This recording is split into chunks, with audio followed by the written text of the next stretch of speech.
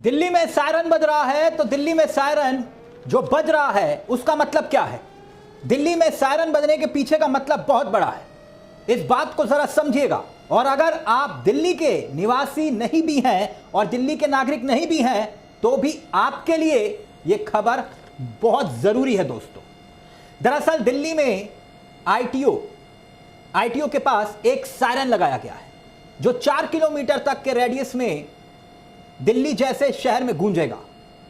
यानी जो लुटियंस वाली दिल्ली है, लुटियंस दिल्ली है, जहां पर प्रधानमंत्री नरेंद्र मोदी जी का आवास है, जहां पर बाकी सेनाओं के कार्यालय हैं, बड़े बड़े मंत्रियों के आवास हैं, साथ ही जो तमाम जो हमारी एजेंसीज हैं, मुख्यालय हैं उसके वहां पर, जहां पर किसी तरीके से आपको अलर्ट किया जा रहा है, जो आसपास के लोग रहते हैं उन्हें मुश्किल वक्त में किस तरह से रिएक्ट करना है, क्या करना है, उसके लिए तैयारी की जा रही है इस सायरन के जरिए। यानी राजधानी दिल्ली में जो सबसे सेफ जगह मानी जाती है, यानी दिल्ली सेफ है, और दिल्ली के अंदर भी जो जगह सेफ है वो लुटियंस दिल्ली मानी जाती है। क्योंकि अगर राजधानी दिल्ली तक पाकिस्तान पहुंच गया या पाकिस्तान के ड्रोन पहुंच गए, ड्रोन की बात कर रहा हूं, पाकिस्तान पहुंचने का मतलब ड्रोन, तो ये फिर अपने आप में एक एक्सट्रीम सिचुएशन होगी, एक बहुत भयावह स्थिति हो सकती है जिसकी शायद आप और हम कल्पना भी नहीं कर सकते।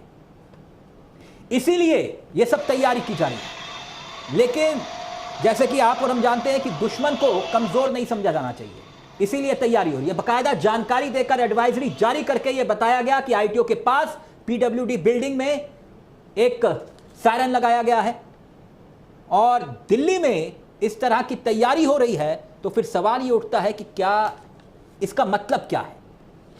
भारत वाकई में अब कुछ बड़ा करने वाला है पाकिस्तान को लेकर, यानी एक और बड़ा कड़ा कदम। आइए समझने की कोशिश करते हैं कैसे और क्यों यह सवाल उठ रहा है। दरअसल दिल्ली में हाई अलर्ट जारी कर दिया गया है। हाई अलर्ट, सभी सरकारी कर्मचारियों की जो छुट्टियां थी उनको भी निरस्त कर दिया गया है, रद्द कर दिया गया है। बात इतनी नहीं है, जो एहतियातन तौर पर जो कदम उठाए गए हैं उसमें जो इंडिया गेट जो टहलने जाते थे लोग, उन्हें रोका जा रहा है। हर संवेदनशील क्षेत्र में फोर्स तैनात की गई है। खबर यह भी है कि जो स्वास्थ्य विभाग है, आपदा प्रबंधन तंत्र है, वो तैयारियों की जांच कर रहा है और उसकी समीक्षा बैठकें लगातार हो रही हैं ताकि क्विक रिस्पांस कैसे हो उसको लेकर समीक्षा हो रही है। स्पेशल कमिश्नर्स यानी कि जो सभी 15 जिले हैं उनके डिप्टी कमिश्नर्स के साथ बैठकें हो रही हैं। इतना ही नहीं, सभी डीसीपी अपने क्षेत्र में कानून व्यवस्था की सक्रियता पर निगरानी खुद रखेंगे। बकायदा मॉल्स, बाजार, मेट्रो स्टेशन, होटल, एयरपोर्ट, जो भी भीड़ भाड़ वाले इलाके हैं दोस्तों, वहां पर निगरानी बढ़ा दी गई है। दरअसल ये तैयारी है दोस्तों। अगर ऐसी स्थिति आती है तो फिर हमें कैसे रिएक्ट करना है। जैसे कि आप जानते हैं यह कदम इसलिए उठाया गया है क्योंकि बीती रात पाकिस्तानी सेना ने श्रीनगर, जम्मू, पठानकोट, अमृतसर, कपूरथला, जालंधर, लुधियाना, आदमपुर, भटिंडा, चंडीगढ़, भुज, ये तमाम जगहों पर हमले करने की कोशिश की थी। लेकिन भारत ने मंसूबों पर पानी फेर दिया और लाहौर में पाकिस्तान की एक एयर डिफेंस सिस्टम को पूरी तरह से तहस नहस कर दिया। इसलिए पाकिस्तान फड़फड़ाया हुआ है और भारत पाकिस्तान के बीच तनाव है और उस तनाव के बीच जो लगातार ब्रेकिंग पर ब्रेकिंग न्यूज चल रही है। 1 घंटे में दोस्तों 100 बार ब्रेकिंग न्यूज चल रही है, ब्रेकिंग न्यूज घूम रही है और रही सही कसर व्हाट्सएप यूनिवर्सिटी और सोशल मीडिया पूरी कर रहा है। झूठी अफवाहों पर गौर ना करें। ऐसे में कौन सी खबर सच्ची है और कौन सी फर्जी है, इस बात को पहले परख लें, यह बहुत जरूरी है दोस्तों। खैर, सरकार की तरफ से बकायदा एक एडवाइजरी भी जारी की गई है, मगर फिर भी ढेरों फेक न्यूज इस वक्त बाजार में घूम रही है। तो कृपया आप इस फेक न्यूज का हिस्सा ना बने और ना किसी को बनाइए। पूरी जानकारी के बाद ही किसी खबर को आगे फॉरवर्ड करें, क्योंकि अलग अलग चैनल्स पर जो मिसाइल की आत्मघाती हमलों की खबरें शेयर की जा रही हैं उसमें से अधिकांश फर्जी भी हैं। इसका पाकिस्तान में हमलों से कोई लेना देना भी नहीं है।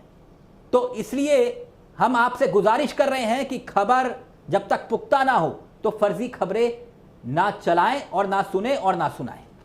और हां, पाकिस्तान से बदला कौन नहीं लेना चाहता, बदला लिया भी गया और हर मुंहतोड़ कार्रवाई का जवाब भी दिया जा रहा है और दिया भी जाएगा। लेकिन इन खबरों का जिक्र मैं इसलिए भी कर रहा हूं क्योंकि ये आपके लिए जानना बहुत जरूरी है। एक चलते चलते खबर और आपको दिखाना चाहूंगा। ये खबर दरअसल है क्या, ये बीजेपी के बड़े चेहरे हैं भारतीय जनता पार्टी के, हरियाणा के अनिल विज। बहुत सारे लोग शायद इनको जानते भी होंगे, मंत्री भी हैं, बहुत से लोग इन्हें नहीं भी जानते। तो आप समझिए, दरअसल अनिल विज ने एक बहुत शानदार ट्वीट किया है और मुझे लगता है चलते चलते इस ट्वीट को आपको देखना चाहिए जो सोशल मीडिया एक्स पर उन्होंने किया। दरअसल अनिल विज साहब ने क्या लिखा है, मैं आपकी स्क्रीन पर अब ये दिखाना चाहूंगा। उन्होंने कहा है कि सभी चैनलों को प्रार्थना उन्होंने की है और प्रार्थना करते हुए क्या कहा है उन्होंने, जरा गौर फरमाइएगा।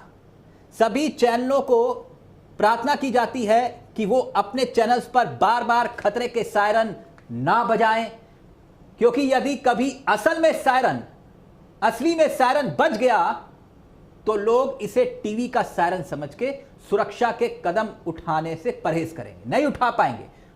और इसी को लेकर मैं ये कह रहा हूं कि भारतीय जनता पार्टी के नेता अनिल विज साहब ने यह बहुत अच्छी बात कही है। इस बात को आगे बढ़ाना चाहिए सबको। अगर कोई गलत बात कर रहा है तो उसको आपको पीछे धकेलना चाहिए, जो सही बात कर रहा है उसको आगे बढ़ाना चाहिए। इस वक्त में एक नागरिक के तौर पर हम सबका यही दायित्व, यही कर्तव्य बनता है। यह बहुत सीधी सपाट बात है जो इन्होंने कही है और यह बात इसलिए भी जरूरी है दोस्तों क्योंकि ब्रेकिंग न्यूज के चक्कर में, टीआरपी की भूख में या होड़ में जो दिन रात सायरन बज रहे हैं, उसी की तरफ अनिल विज इशारा कर रहे हैं। अब ये टीवी पर सायरन बज रहे हैं और लगातार बज रहे हैं और 1-2 दिन से हर 1 मिनट के बाद बज रहे हैं, हर सेकंड के बाद बज रहे हैं। तो इस सायरन को रोकने की बात अनिल विज ने कही है। डर की बात, कहीं सायरन से लोग इतने आदी ना हो जाएं, भगवान ना करे, आदत ना पड़ जाए लोगों को सुन सुनकर कि सच में अगर सायरन बजा तो लोगों को पता नहीं चलेगा कि ये टीवी वाला सायरन है जो ब्रेकिंग न्यूज के द्वारा बजाया जा रहा है या फिर सच का सायरन है जिससे प्रशासन आगाह कर रहा है कि खतरा है। वो चलते चलते कहावत है ना दोस्तों कि भेड़िया आया भेड़िया आया भेड़िया आया। आपने और हमने बचपन में पढ़ा होगा भेड़िए वाली कहानी, और जब सच में भेड़िया आता है तो कोई यकीन नहीं करता। यही स्थिति है। बचपन की कहानी एक बार फिर से मैंने दोहरा दी। इसीलिए मैंने कहा कि डरने की जरूरत नहीं है, लेकिन डराने की भी जरूरत नहीं है। थैंक यू सो मच, बहुत बहुत शुक्रिया। ये खबर आपको कैसी लगी कमेंट बॉक्स में हमें जरूर बताइएगा। और एक गुजारिश है कि अगर आपने इस चैनल को सब्सक्राइब नहीं किया है तो प्लीज सब्सक्राइब करिएगा। और ये आप ही का मंच है, ऐसी खबरें हम आपको दिखाते रहेंगे। फिलहाल मुझे दीजिए इजाजत। नमस्कार, जय हिंद, जय भारत।